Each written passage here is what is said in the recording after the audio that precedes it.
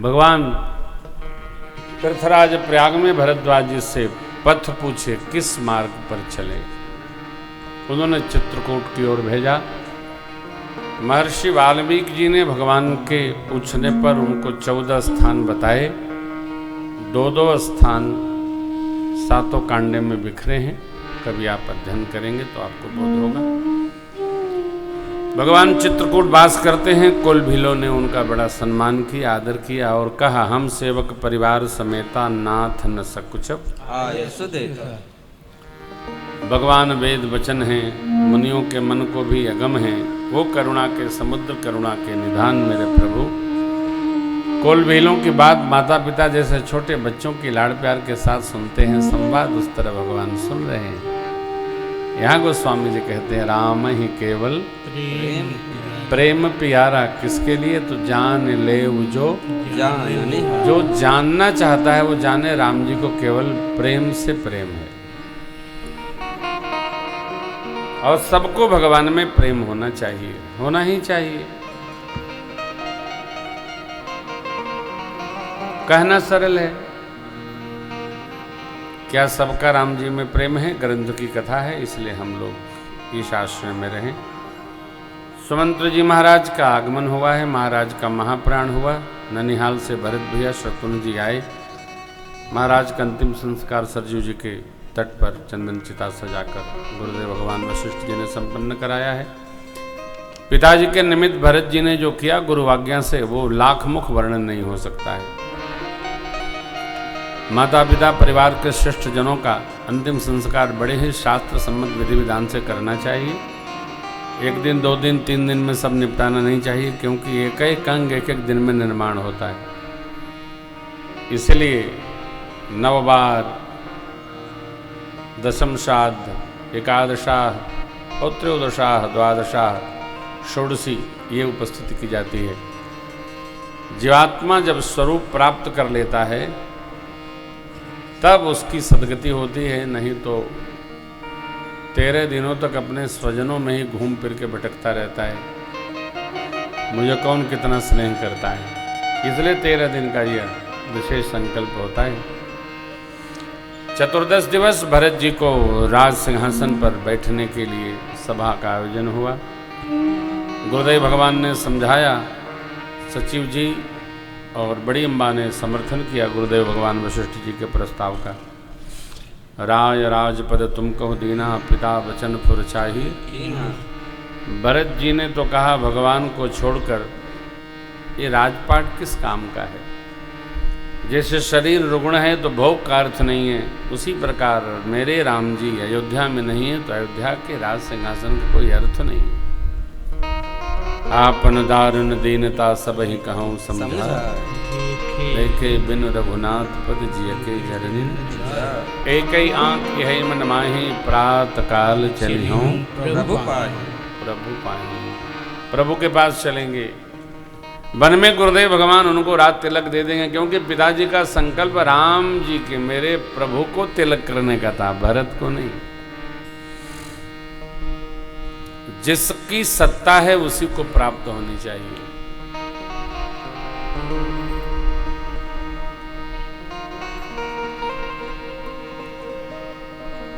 पूर्ववर्ती सरकारों ने एक नारा दे रखा है हमको, हम दो हमारे दो। आजकल के बच्चे जो पढ़ लिख बहुत लेते हैं तो वो दो भी नहीं सोचते हैं, हम एक, हमारे हो चाहे नहीं, जरूरत क्या है। बहुत पढ़ाना लिखाना भी आजकल खतरनाक। अरे बच्चे तो ये भी कहते हैं शादी की आवश्यकता क्या है। अरे तू क्या आकाश से टपका है। शादी परमार्थ यात्रा है, विवाह परमार्थ यात्रा है सनातन धर्म में। ध्यान रखिएगा, हमारे बच्चे ये सोचते हैं कि विवाह की आवश्यकता ही क्या है, और संप्रदाय के लोग सोचते हैं 3-4 ब्याह कर लो तो 20-22 बच्चे हो जाएं। कितना अंतर है। ऐसा ही रहा तो सपना नहीं है, यथार्थ में बदल जाएगा। क्योंकि उनके मन में ये बात है कि संख्या जितनी बढ़ेगी उतनी बटन दबाएगी, उतने बटन की व्यवस्था करो। बटन दबना चाहिए। हम लोगों के बच्चे क्या सोचते हैं, अरे इसकी जरूरत क्या है। यदि ऐसा ही चलता रहा हमारे बच्चों का चिंतन, तो हम फिर वहीं पहुंच जाएंगे जहां 250 साल पहले थे। इसलिए सावधान, बेवेयर। बच्चों का विवाह समय से करिए। 22, 23, 24, 25, 26, 27, अधिकतम 32 साल में ब्याह होने पर क्या होता है, बाल बच्चे नहीं होते। परिवार छोटा ना हो, परिवार बड़ा हो। 6 से 7 बच्चे जो होते थे माता पिता के, तो कौन भूखे मरते थे। अरे सब चाचा की दुकान इधर है और कक्का की पूना में।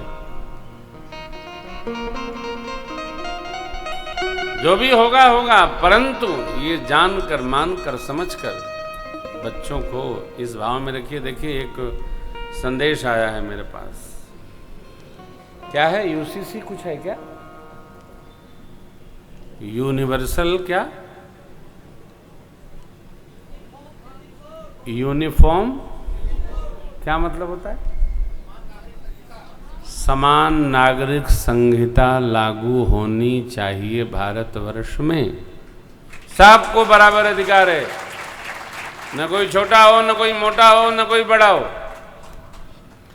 जो नियम हम सब के लिए, वो नियम सबके लिए। भारतवासी एक है। दिस इज नॉट इंडिया, ये भारतवर्ष है। हिंदू हिमालय समारभ्य यावद हिंदू सरोवरम तब देव निर्मितम देशम हिंदुस्थानम प्रचक्षते। विष्णु पुराण में भगवान वेदव्यास जी ने ये श्लोक लिखा है। हिमालय से लेकर सिंधु सरोवर तक जो ये भूखंड है, यहाँ श्रेष्ठ हिंसा से दूर रहने वाले लोग रहते हैं। इसी क्षेत्र का नाम हिंदुस्तान है। दिमागी कसरत नहीं है, सदग्रंथ का कसरत है। विष्णु पुराण का श्लोक है, ये भगवान वेदव्यास जी ने लिखा है। इसलिए यदि आप चाहते हैं तो भारत सरकार ने एक नंबर दिया है, उस पर मिस्ड कॉल करिए और अपना वोट इसके पक्ष में दीजिए, जिससे समान नागरिक संहिता विधेयक पास करके लगाई जा सके देश में। Uniform civil code. और टेलीफोन नंबर क्या है, भेजा तो था तुम्हें। बहुत बड़े गृहस्थी हो भाई। 90 90 90 कुछ करके है, बोलिए। 90 90 90 20 24। यूट्यूब फेसबुक से जहां तक संदेश जा रहा है, जिसके हाथ में मोबाइल हो तत्काल मिस्ड कॉल करो।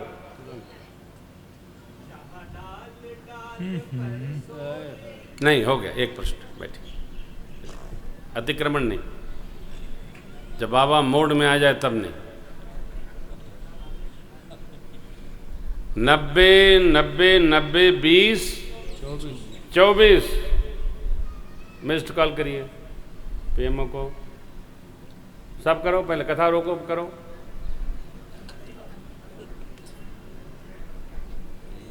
दादा करो। सभी रिश्तेदारों तक, प्रेमियों तक, नेमियों तक, ग्राहकों तक संदेश दीजिए।